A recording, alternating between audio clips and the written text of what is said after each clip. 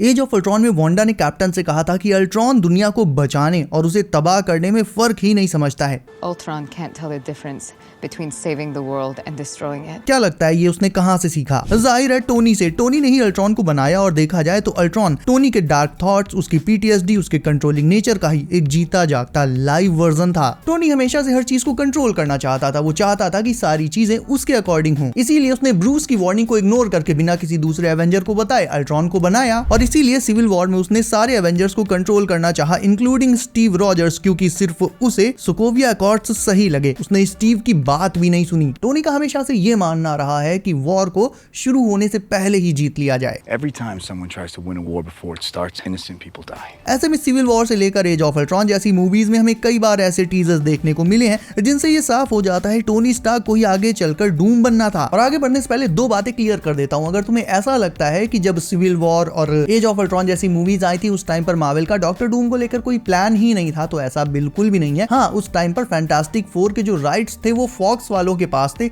लेकिन मार्वल ये चीज जानता था कि आज नहीं तो कल फैंटास्टिक फोर के जो राइट्स हैं वो उसके पास वापस तो आ ही जाएंगे। ऐसे में डूम को लेकर सेटअप वो काफी पहले से कर रहा है। एंड जिन्हें ये बात नहीं पता उन्हें बता दूं कि आरडीजे ने टोनी स्टार्क बनने से भी पहले सबसे पहला जो ऑडिशन दिया था वो पता किसके लिए दिया था? डॉक्टर डूम के लिए। यानी डूम को लाने की प्लानिंग मार्वल बहुत ही पहले से कर रहा था। इनफैक्ट कैंग के बाद नेक्स्ट सागा का मेन विलन डूम को ही होना था। तो यहाँ पर हुआ बस इतना है कि क्योंकि कैंग को अचानक से हटाना पड़ा इसलिए डूम अपने तय समय से थोड़ा सा पहले आ गया बस। तो ये सब जो आज हो रहा है, आरडीजे का रिटर्न एज डॉक्टर डूम का आना, ये सब कोई अचानक से नहीं हुआ है, केवल कैंग के जाने भर से नहीं हुआ है। इसमें बहुत सालों पहले की प्लानिंग लगी हुई है। तो पहली बात तो ये हो गई। एंड दूसरी बात ये कि आज जो पॉइंट्स मैं तुम्हें बताऊंगा ये मेरी उसी थ्योरी से कनेक्टेड होने वाले हैं जिसमें मैंने तुम्हें बताया था कि अर्थ 616 की 2012 वाली जो अल्टरनेट टाइमलाइन है जिसमें एवेंजर्स टाइम ट्रैवल करके एंड गेम में गए थे, उसका यानी ये वाला टोनी स्टार्क ही डॉक्टर डूम है। तो इस चीज को माइंड में रखना शुरू करते हैं। अल्ट्रॉन सीधे सीधे टोनी की पर्सनालिटी को रिफ्लेक्ट करता था। जैसे ही अल्ट्रॉन बनकर तैयार हुआ, आते ही उसने पूरे इंटरनेट को खंगाल डाला और उसने देखा कि कैसे ह्यूमैनिटी का डूम अब तय है और इसके लिए वो जिम्मेदार मानता था एवेंजर्स को और खासकर टोनी स्टार्क को। ही हेटेड स्टार्क। क्यों?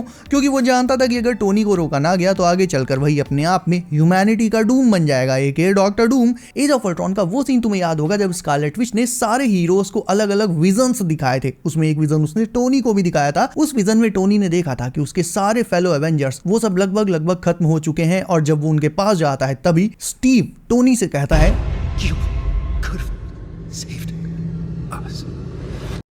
अब मल्टीवर्स ऑफ मैडनेस के अंदर यह एस्टैब्लिश कर दिया गया था कि जो भी हीरो कोई नाइटमेयर या कोई विजन वगैरह देखता है वो केवल एक सपना नहीं होता, वो एक्चुअल में रियलिटी होती है। या तो वो आने वाले फ्यूचर की एक झलक होती है या फिर वो किसी और यूनिवर्स में उसी के वेरिएंट से रिलेटेड कोई बात होती है। यानी कहने का मतलब यह है कि ये जो विजन टोनी ने देखा था ये बस यूं ही नहीं था, इसका डेफिनेटली एक फ्यूचर कनेक्शन भी होने वाला है। स्टीव ने जब टोनी से ये कहा कि you could have saved us, तो मेरे अकॉर्डिंग इसका मीनिंग ये है कि काफी टाइम से सारे के सारे एवेंजर्स हमेशा से टोनी को रोकने की कोशिश करते आ रहे हैं जब भी वो कोई गलत कदम उठाता है। लाइक अल्ट्रॉन को बनाने से पहले उसे ब्रूस ने रोका। अगर और एवेंजर्स को ये बात पता चलती तो वो भी उसे रोकते। इसके अलावा सोकोविया अकॉर्ड्स पर साइन करने से भी स्टीव ने उसे रोका। दूसरे एवेंजर्स ने भी उसे समझाया। और भी ऐसे बहुत से मौके आए जब टोनी को एवेंजर्स ने रोका बट उसने किसी की भी नहीं सुनी और अपनी मनमानी करी और एक बहुत बड़े लेवल पर कई मासूम लोगों को इसका खामियाजा भुगतना पड़ा। हेल, पूरा का पूरा शहर टोनी की जिद के चलते केवल डिस्ट्रॉय हुआ। ऐसे में स्टीव का ये कहना कि टोनी तुम हमें बचा सकते थे, इसका मतलब सीधा सा ये हो जाता है कि टोनी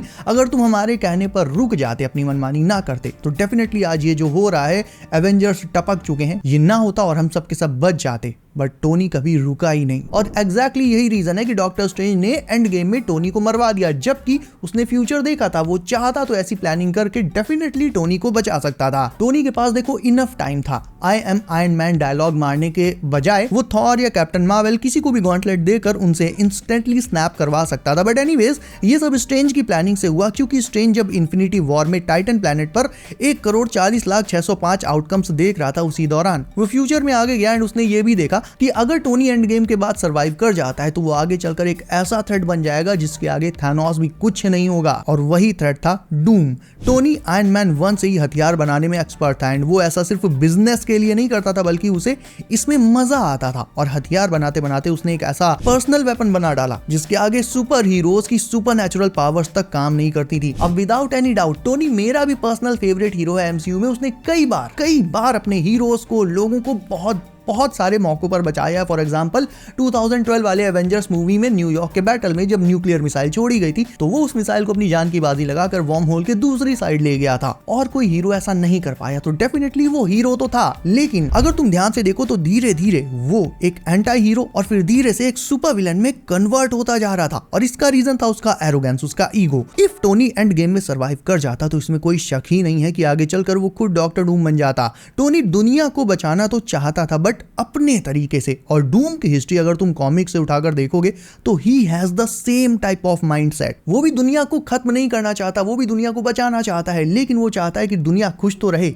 लेकिन उसके अपने रूल के अंडर खुश रहे। और ये सारी की सारी पॉसिबिलिटी भी शायद अल्ट्रॉन ने देख ली थी, इसीलिए उसने एवेंजर्स में से भी सबसे पहले स्टार्क को टारगेट किया। बाकी एवेंजर्स पर तो उसका उतना ध्यान भी नहीं था। और अगर तुम्हें इतने सारे प्रूफ देने के बाद भी अभी भी मेरी बात पर यकीन नहीं हो रहा है तो चलो अल्ट्रॉन की नहीं तो विजन की बात तो मानोगे ना, वो तो एक हीरो है। बट जब अल्ट्रॉन ने लास्ट में विजन से कहा था कि दे आर डूम्ड तो उसकी बात से विजन भी अग्री करा था। उसने कहा था यस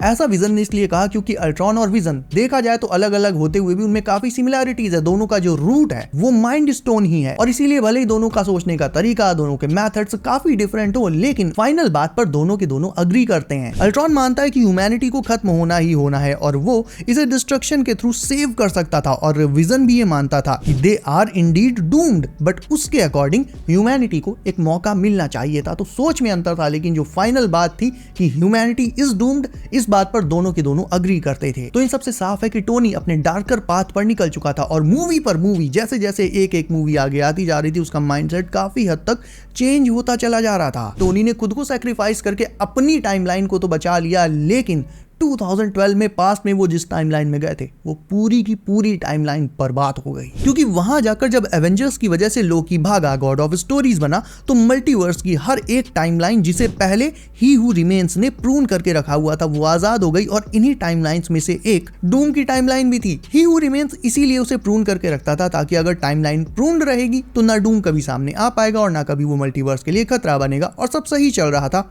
Until लोकी अराइव। लोकी ने जैसे ही हू रिमेन्स की जगह ली उसने पूरे मल्टीवर्स में सबको फ्री विल दे दी, जिसके चलते वो जो टाइमलाइन जो डॉर्मेंट पड़ी थी जिन्हें हू रिमेन्स ने प्रून करके रखा था वो सब की सब भी वापस से आजाद हो गई। और इन्हीं टाइमलाइंस के साथ साथ डूम की टाइमलाइन भी आजाद हो गई, जिसके चलते डूम एग्जैक्टली अब MCU में एंट्री मारने वाला है। अब सोचो अगर एवेंजर्स टाइम ट्रेवल ना करते, 2012 में ना जाते, तो क्या लोकी भागता और क्या TVA उसे पकड़ती और क्या वो फाइनली हू रिमेन्स की जगह ले पाता? नहीं। बट फिर सवाल उठता है कि हू रिमेन्स ने ऐसा किया क्यों? क्योंकि एवेंजर्स का जो टाइम ट्रैवल था, लोकी का भागना, TVA के थ्रू से पकड़ा जाना और फिर ही हू रिमेन्स की जगह ले लेना, ये सब कुछ ही हू रिमेन्स की ही प्लानिंग थी। तो ही हू रिमेन्स ने ऐसा किया क्यों? वो चाहता तो जैसे रूल कर रहा था वैसे करता रहता, लोकी को अपनी जगह देकर रिस्क क्यों ही लेता? तो ऐसा नहीं है, अगर वो ये सब ना करता तो भी वो रूल ना कर पाता, क्योंकि मैंने अभी जस्ट तुम्हें बताया कि अगर टोनी का सैक्रिफाइस एंड गेम में ना होता तो आगे चलकर वही सेक्रेट टाइमलाइन में ही डॉक्टर डूम बन जाता। और ही हू रिमेन्स के लिए सबसे इंपॉर्टेंट यही टाइमलाइन है, यानी सेक्रेट टाइमलाइन, और टोनी के डूम बनते ही ये टाइमलाइन बर्बाद हो जाती। So mainly